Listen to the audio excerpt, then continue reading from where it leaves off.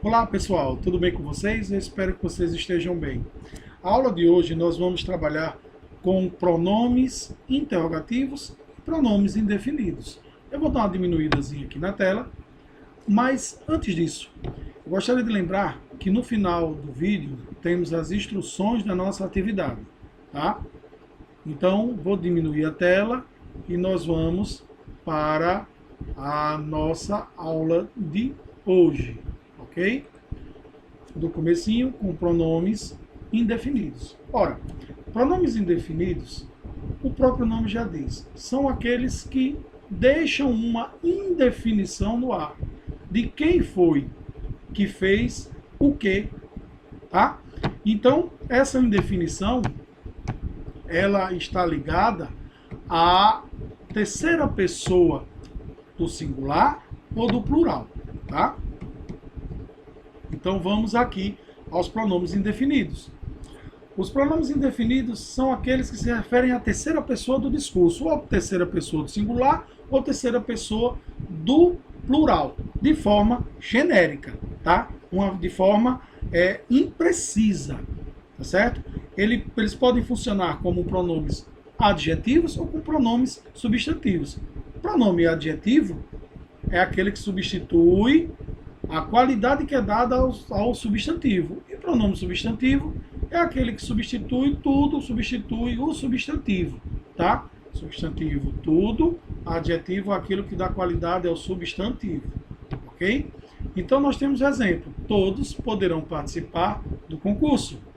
Todos quem? A gente não sabe. Eles poderão participar do concurso ou elas poderão participar do concurso. Nós temos uma indefinição aí. Agora, os pronomes indefinidos, eles podem ser variáveis, que são aqueles que se flexionam em gênero e em número. Quando a gente diz flexionam, eles podem ir para o plural, ou masculino ou feminino, ou para o plural e singular, tá? Vocês vão perceber que, por exemplo, muitos alunos dessa escola foram classificados para a fase final do concurso. Muitos alunos. Posso mudar isso aí.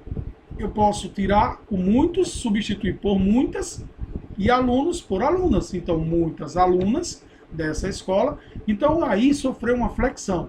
Flexão de quê? De número, plural e singular, e de gênero masculino e feminino. E nós temos os pronomes indefinidos que são invariáveis. São aqueles que não mudam, tá? Então nós temos tudo, nada, cada, quem. Então, tudo, comprei tudo o que precisava. Esse tudo era o quê? A gente não sabe, só que eu comprei tudo. Não tenho nada a ver com o problema. Eu não tenho coisa alguma. Dá uma ideia de indefinição, tá certo? Cada um no seu quadrado, cada um na sua história, cada um na sua casa, cada um no seu trabalho e assim sucessivamente. Eu não posso flexionar cada, cadas, tudo, tudos, nada, nadas ou nados, eu não posso, eu não tenho como fazer essa flexão, tá? Então por isso eles são chamados de invariáveis. E continuando, nós temos quando uma palavra ela desempenha a função de pronome indefinido, ela recebe o nome de locução pronominal indefinida. Quando um grupo de palavras, mais de uma palavra, desempenham essa função, nós chamamos de locução pronominal indefinida. Por exemplo, qualquer um, cada um, todo aquele que. Nós vimos isso lá atrás com os pronomes possessivos, em que nós temos algumas expressões que são feitas de mais de uma palavra, em que essas palavras juntas fazem a substituição ao pronome. Então, essas aí são chamadas de locuções pronominais. Se for possessivo, locuções pronominais possessivas. Se for locução de pronomes indefinidos, locução pronominal indefinida. E o exemplo, qualquer um pode ganhar o jogo. Então, dá uma ideia de indefinição, a gente não sabe quem é que pode ganhar. Cada qual deve desempenhar o seu trabalho. Então, cada um deve desempenhar o seu trabalho. Então, vejam que aí eu usei mais de uma palavra para dar ideia, tá? De indefinição. Todo aquele que crê não pereça, mas tenha vida eterna. Isso quem diz é a Bíblia. E todo aquele que crê. Então, eu não tenho como esse todo aí eu colocar no masculino, porque ele aí não vai ser flexionado, tá certo? No masculino e feminino, aí ele não tem, eu não posso dizer todos e todas, tá? Todas aquelas e todos aqueles. Nesse caso aí eu flexiono todo aquele e todas aquelas, certo? Bom, continuando. Eu coloquei para vocês aqui um gráfico, tá? Onde tem os pronomes indefinidos variáveis, aqueles que se flexionam em número e em gênero, número singular e plural, gênero masculino e feminino, tá? E nós temos os pronomes invariáveis, aqueles que não alteram, tá certo? Então eu coloquei aqui. Agora, temos uma observação a fazer nos últimos da lista, que é uma, uns, umas, que podem desempenhar papel de numeral e de pronome indefinido e de artigo indefinido, tá? Quem vai dizer isso vai ser o contexto. Por exemplo, comprei uma caneta, quer dizer, comprei uma caneta, numeral. Visitei umas casas, quer dizer que não é. Aí eu estou usando como artigo indefinido, tá certo? Que está me dizendo que eu visitei algumas casas que eu não sei quantas foram, eu não especifiquei. Então, só ter esse cuidadozinho aí de quem vai me dizer isso vai ser o contexto da frase, tá? E agora nós vamos para os pronomes interrogativos.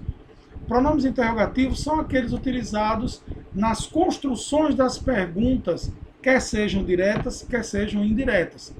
Quando a gente fala diretamente com alguém ou a gente fala de alguém. E são eles o que, o quem, o qual e o quanto.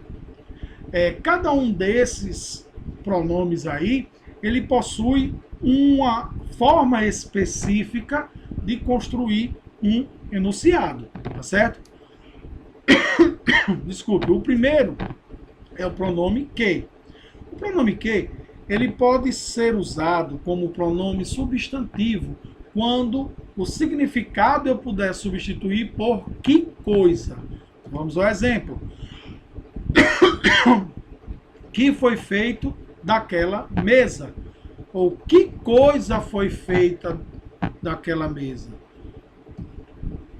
O pronome que também pode ser um pronome adjetivo quando o significado puder ser substituído por que espécie de. Vamos ao exemplo. Que animal é aquele? Que espécie de animal é aquele? Que atitude foi essa? Que espécie de atitude foi essa?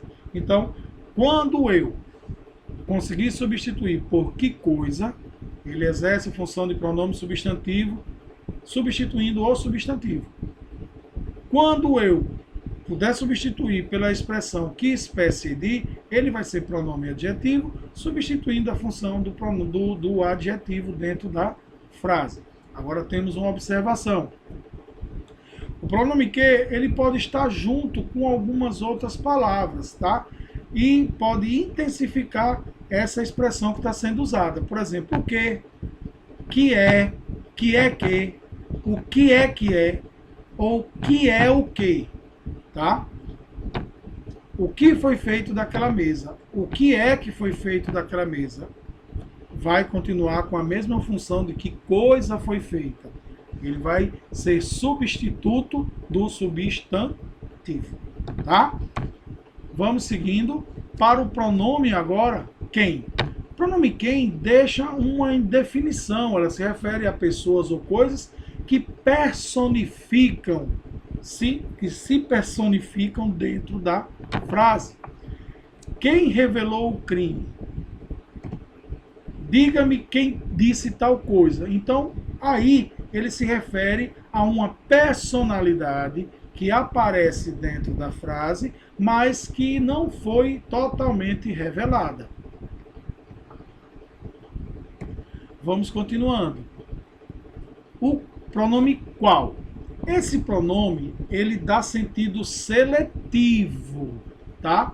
É aquele que faz uma seleção de uma pessoa ou de uma coisa na construção da pergunta. Não é feito quem, que ela já tem a personificação já na frase. O qual deixa uma margem de dúvida maior porque o número se altera. Por exemplo, qual dos filmes você prefere? Eu tenho N filmes que eu gosto.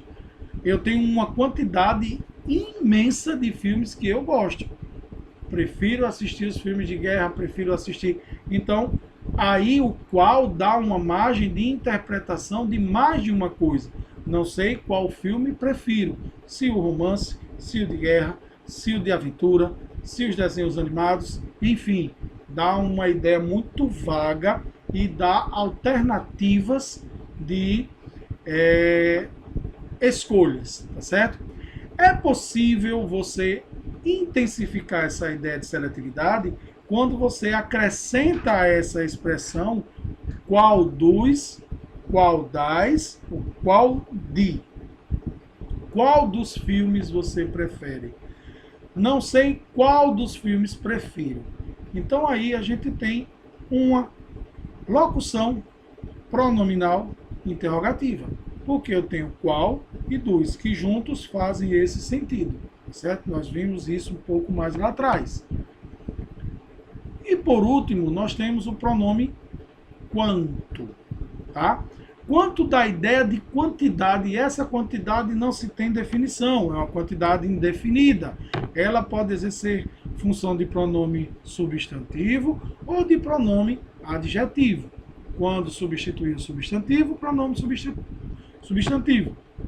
Quando substituir o adjetivo, pronome adjetivo.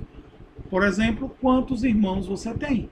Dá uma ideia de quantidade, mas essa quantidade é indefinida. Você pode ter de 2 a 100. Aí é o contexto que vai dizer, tá certo? Diga-me quantos irmãos você tem.